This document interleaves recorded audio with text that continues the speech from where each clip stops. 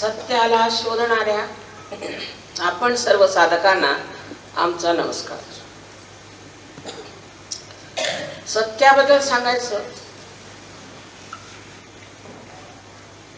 तर सत्य आहे तिथे आहे, ते आपण बदलू शकत नाही.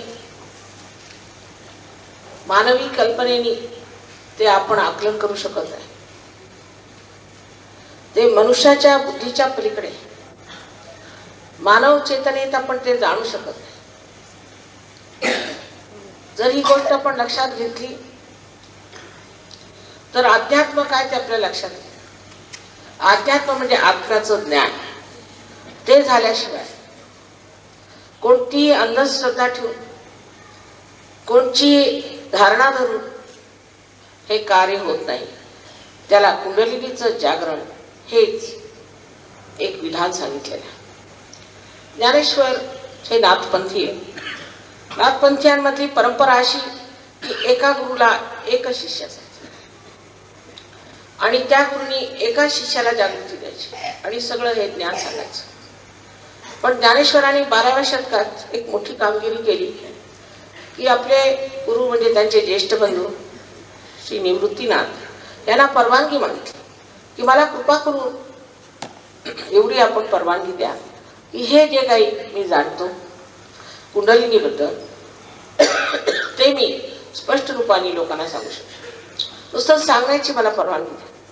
मी कुणाला शिष्य करणार नाही, पण मला फक्त ही सांगण्याची एकदा आपण परवानगी दिली तर मला सार्थक वाटेल. त्यांनी ही परवानगी त्यांना दिली आणि त्यामुळे 12व्या शतकातच ज्ञानेश्वरी लिहिताना 6व्या अध्यायात त्याने कुंडलिनीचं वर्णन केले. पण धर्ममार्तंडांना त्यातलं काही गम्य नव्हतं, म्हणून त्यांनी असं सांगितलं की हा निषिद्ध आहे, 6वा अध्याय वाचायचा आहे. त्यामुळे लोकांना कुंडलिनीबद्दल ज्ञान झालं नाही. पण त्यानंतर रामदास स्वामींनी कुंडलिनीबद्दल बरंच सांगितलेलं की रामदासांची गुरु केवढी पवित्र असली पाहिजे.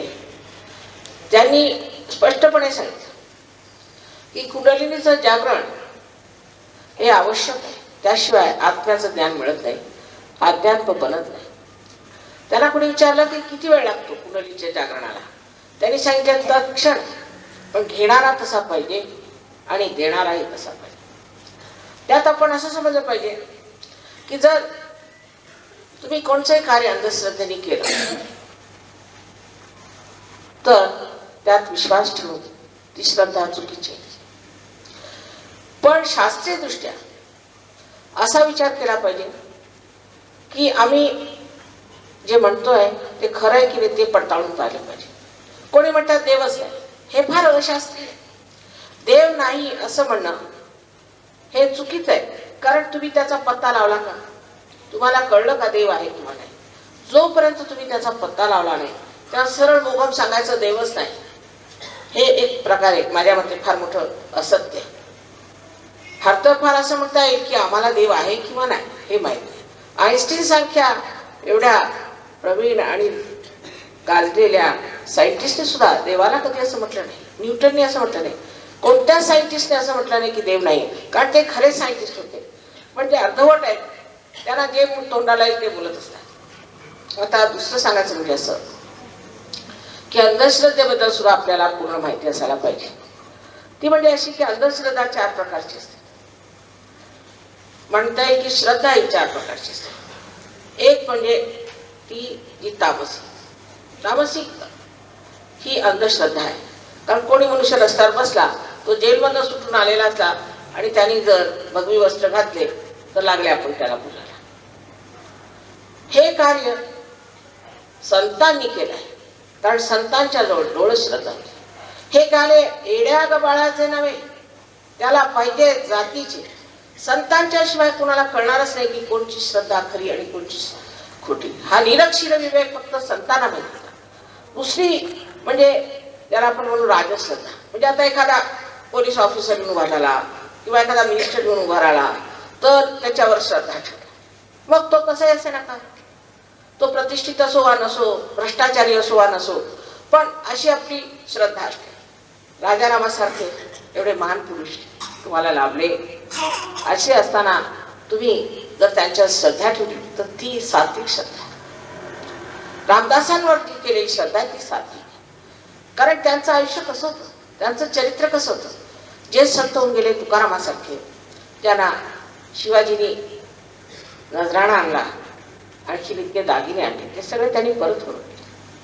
अशी आहेत का माणसं आज? अशी संतांसारखी माणसं आज जगात मला तुम्ही दाखवा, विशेषतः आपल्या महाराष्ट्रात तर शोधून सापडणार. अशा संतांनी जे कार्य केलं ते संतांचं खरं कार्य, आणि त्यांच्यावर श्रद्धा असणं ही सात्विक श्रद्धा. ज्या माणसांनी असं विशेष कार्य केलं असेल, ज्यांनी जगाचं कल्याण केलं असेल, त्यांच्याबद्दल श्रद्धा असणे ही सात्विक श्रद्धा आहे. आणि जेव्हा अशी सात्विक श्रद्धा आपल्यामध्ये आपण बाळगतो, तेव्हाच त्याच्यावरची पायरी म्हणजे डोळत श्रद्धा आपल्यामध्ये येते, की संतांना होती. संतांना जी डोळत श्रद्धा होती, त्या श्रद्धेमध्ये ते जाणत होते, त्याला माहित होतं खरं आणि खोटं काय. आपल्याला अजून केवळ सत्य असं काही माहितीच नाही. जर माहित असतं तर इतकी भांडणं कशाला झाली असती, इतका उपद्व्याप कशाला झाला असता. जी मुलं क्लासमध्ये पास होत होते त्याच फर्स्ट येत आहे, त्यांना स्कॉलरशिप मिळते. किती ह्याने अगाध कार्य केले, अनेक रोग बरे झाले, त्याबद्दल शंकाच नाही. पण आम्ही त्याचं ऍडव्हर्टिजमेंट करत नाही, कारण रोग बरं करण्याचा आमचा धंदा नाही. फक्त कुंडलीने आम्ही जागृत करू. जर कुंडलीने जागृत झाली तर त्यामुळे तुमचं जे बरं व्हायचं ते होईल. आपली 6 चक्राने आलोकित होतात, आणि ह्या 6 चक्रांच्यामुळे आपल्याला शक्ती एक प्रकारचीच नाही, अनेक प्रकारची. आता आपल्याला आश्चर्य वाटेल की पुष्कळचे आर्टिस्ट लोक ते मुसलमान आहेत. सिफात हुसेन खापण्याचे, अमजद अली खान, इशात अली खान, हे सगळे सहयोगी आहेत. ते म्हणतात सहयोगाच्या आधी माताजी आमचे हातच चालत नव्हते, आता इतका हलकापणा आलाय. आज हे एवढे मोठमोठाले आर्टिस्ट आहेत. आपली माणिक वर्मा, ती केवढी आदरी होती, सहयोगानंतर ती बरी होऊन आता इतकं सुंदर गायला लागली. किशोरी आमोणकरचं तसंच आहे. कितीतरी अशाने सहयोगाने कुठल्या कुठे पोहोचले. हे आर्टिस्ट लोकांची गोष्ट मी सांगते. तसंच कलाकार, पुष्कळचे कलाकार सुद्धा फार मोठे कलाकार झाले. आमच्या इथेच एक आता आलेले आहे, तो एका कोळ्याचाच मुलगा होता, पण सहयोगात आल्यानंतर इतका त्याच्यामध्ये सर्जन कलेचा इतका प्रादुर्भाव झाला की त्याला स्कॉलरशिप्स मिळाल्या, आणि त्याच्यावर आज तो तिथला ग्रॅज्युएट झाला. ह्यांनी विद्यार्थ्यांसाठी विशेष कुंडलिनीचं जागरण हे फार आवश्यक आहे. आजकालचा अभ्यासक्रमच इतका जबरदस्त असतो की त्यासाठी जोपर्यंत कुंडलिनीचं जागरण होत नाही तोपर्यंत तो सहन करणं सुद्धा मुलांना कठीण जातं. आमच्या सहयोगामध्ये पुष्कळशी अशी मुलं आहेत. एक मुलांनी चार्टर्ड अकाउंटन्सी 21 वर्षात केली. 3 मुलं इंजिनियर झाली पहिल्या खटक्यात. हे लक्षात घेतलं पाहिजे, ही जिवंत क्रिया आहे. आणि आपल्या उत्क्रांतीत आता आपण मनुष्य स्थितीला आलो. याच्या पुढच्या उत्क्रांतीला आपल्याला उतरलं पाहिजे, जिथे केवळ सत्य जाणलं पाहिजे. त्यालाच आपण कैवल्य म्हणतो. कोणी असं म्हणत नाही की मी तुम्हाला आत्मसाक्षात्कार, कोणी म्हणत नाही. का? कारण देतात येते त्याला. कशासाठी? धर्म कशासाठी? धर्म तुम्ही हिंदू असा, मुसलमान असा, काही असा, ख्रिश्चन असा, सगळे पाप करू शकता. धर्म आतमध्ये तो जागृत झाला पाहिजे. जेव्हा आपल्यामध्ये धर्माची धारणा होते तेव्हा आपण कोणतंही वाईट काम करत नाही. कारण प्रकाश आत्म्याचा आपल्यात आला. समजा एक अंधार आहे, अंधारात तुम्ही आंधळे बसले, हातामध्ये साप आहे. कोणी म्हटलं अरे बाबा तुझ्या हातात साप आहे, तो चावेस तर तुम्ही म्हणू शकता की नाही हे दोरखंडच आहे. पण प्रकाश आल्याबरोबर तुम्ही टाकून देता. तसंच सहयोगात आल्यावर किती कल्याण होतं. मनुष्य व्यसनमुक्त होतो. पहिली गोष्ट त्याची सृजन कर्तृत्व वाढतं. अहो 23 वर्षामध्ये ज्ञानेश्वरांनी काय लिहून ठेवलंय ते तुम्हाला कळायचं नाही. जावे त्याच्या वंशात तेव्हा कळेल तो आनंद काय. त्यांनी नुसतं ज्ञानेश्वरीच लिहिली नाही, त्यानंतर एक अमृतानुभव म्हणून एक अद्वितीय असा ग्रंथ लिहिला. ते वाचण्यासारखं म्हणजे इतका आनंद आहे तो, त्याच्यात इतका आनंद आहे की 2 जरी ओळ्या त्याच्या कोणी लिहू शकलं तर मी म्हणेन की काहीतरी आहे त्याच्यासारखं. पण त्यांच्यावरही घाला म्हणे त्यांची जाऊन आम्ही समाधी उघडू की तरी समाधी घेतली गेली. जो स्वतः खोटाडा असतो तो सगळ्यांनाच खोटं समजतो. हेच ह्यातलं तथ्य. जे साक्षात्कारी लोक आहेत ते साक्षात्कारी लोकांना ओळखू शकतात. कबीराने तर संबंध कुंडलिनीचंच वर्णन केलंय. इडा पिंगला सुख बनना शून्य शिखर पर अनहद बाजी. पण शेवटी कंटाळू त्यांनी असं म्हटलं, कैसे समझाऊं सब जग अंधा. ही कुंडलिनी तुमची स्वतःची शक्ती तुमच्यामध्ये आहे आणि जेव्हा ती 6 ह्या चक्रामधून जाते, आता तुम्हाला मेडिकल माहिती नाही तर मी तुम्हाला मेडिकली समजवलं असतं, तेव्हा ब्रह्मरंध्राला छेदते. ब्रह्मरंध्राला छेदल्याबरोबरच तुमच्या हाताला थंड असं वाऱ्याचं किंवा कधी गरम येतं, कधी कधी कोणाला गरम येतं, असा वारा लहरीसारखा येतो आणि हाताला हे परम चैतन्य चारीकडे पसरलं ते लागतं, थंड थंड असा हातात उठा. ही परमेश्वराची प्रेमशक्ती आहे, ही तुम्हाला हाताला लागते. तेव्हा तुम्ही एक दैवी कॉम्प्युटर होऊन जाता. कोणताही प्रश्न विचारायचा, परमेश्वर आहे किंवा नाही, असाच जर प्रश्न विचारला तर लगेच हातात झण झण झण झण लागतो. पण एखादा जर भामटा येऊन उभा राहिला आणि त्याने जर भगवे वस्त्र घातलेले असते तर लगेच तुमच्या लक्षात येईल की हा भामटा आहे, कारण हातामध्ये गरम गरम किंवा हा चोर आहे. ह्याच बोटांवर, त्या 5 आणि 6 आणि 7 बोटांवर तुम्हाला कळेल की ह्यांची चक्र कोणची धरलेली आहे. तुम्ही चक्राचीच बोली करता, दुसरं काय बोलत नाही. आणि ह्यांचं चक्र कसं ठीक करायचं हे शिकण्यासारखं आहे आणि ते अगदी सहज काही पैसे न देताना तुम्ही आत्मसात करू शकता आणि त्याच्यावर तुम्ही प्रावीण्य मिळू शकता.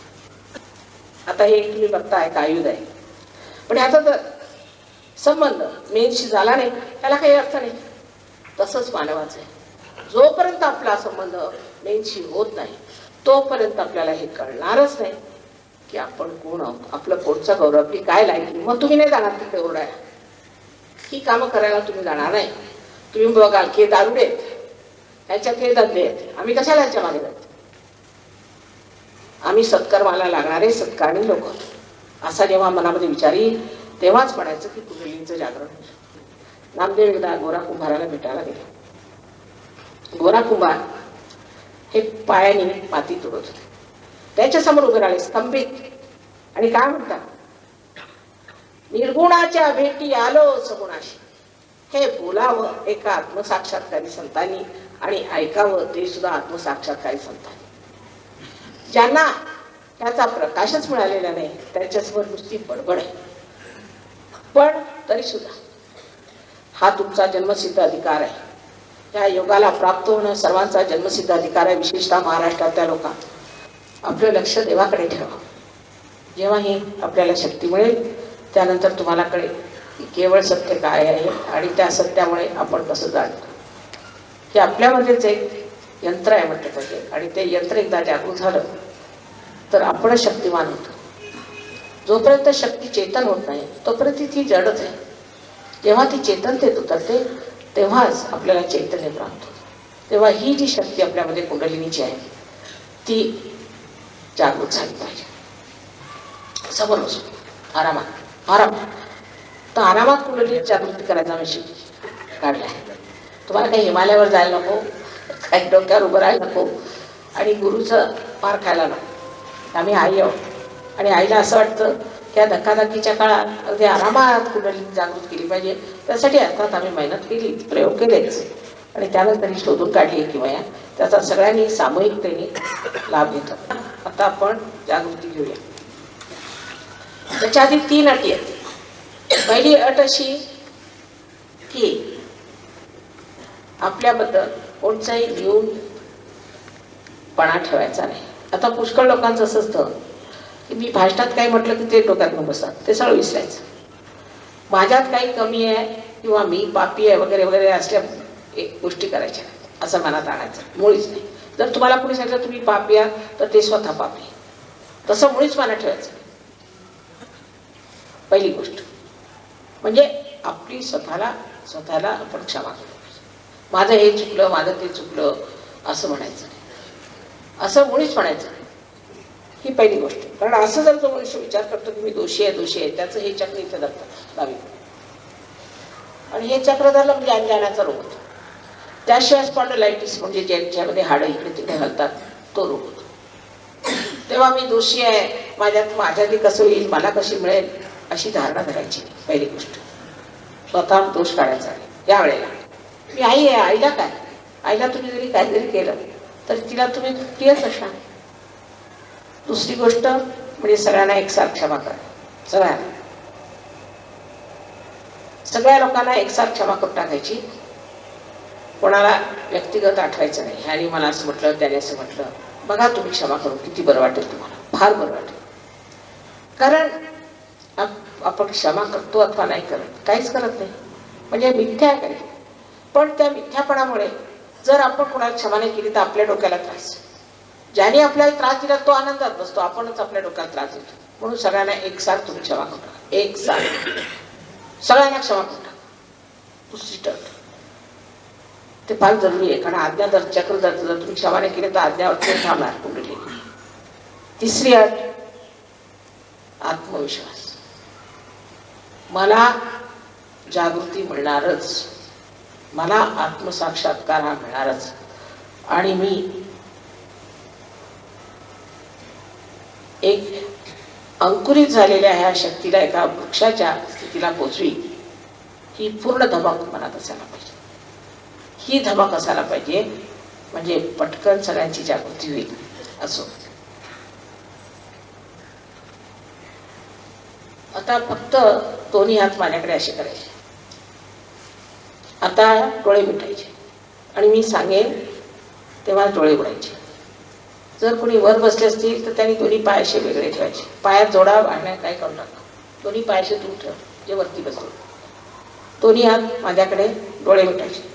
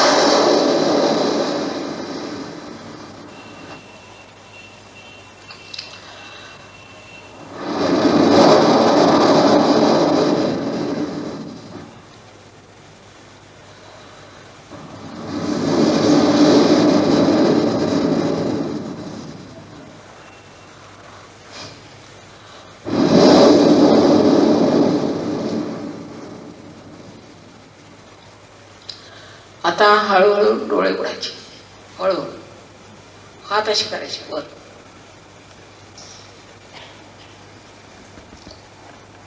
आता उजवा हात माझ्याकडे करायचा, उजवा हात असा पुढे, आणि मान वाकून ही जी टाळू आहे, जे ब्रह्मरंध्र आहे, तिथे डावा हात असा करायचा. मान वाकून घ्या म्हणजे बरोबरच.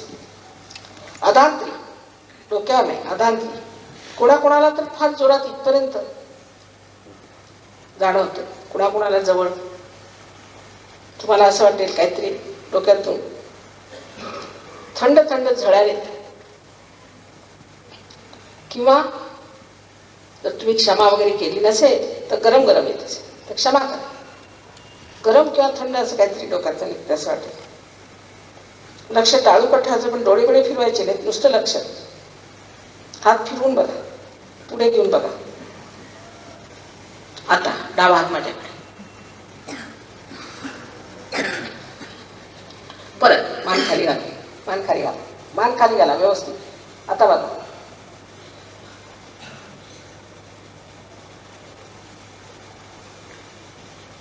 शंका काढायच्या नाही. जेव्हा तुमच्याकडे इथे काही एअर कंडिशनिंग वगैरे नाही आहे, तुम्ही स्वतःच सर्टिफिकेट द्यायचं आहे. आता परत राईट हँड माझ्याकडे, मान खाली घ्यायची. आणखी बघा,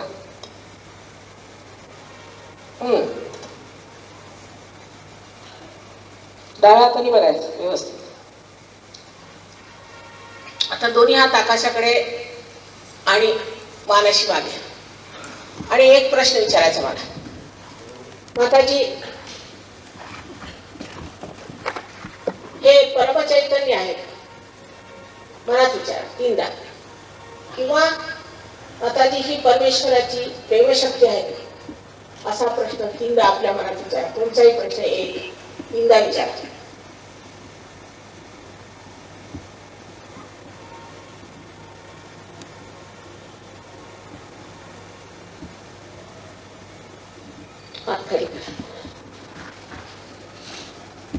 परत अशा हात करून विचार करू नका.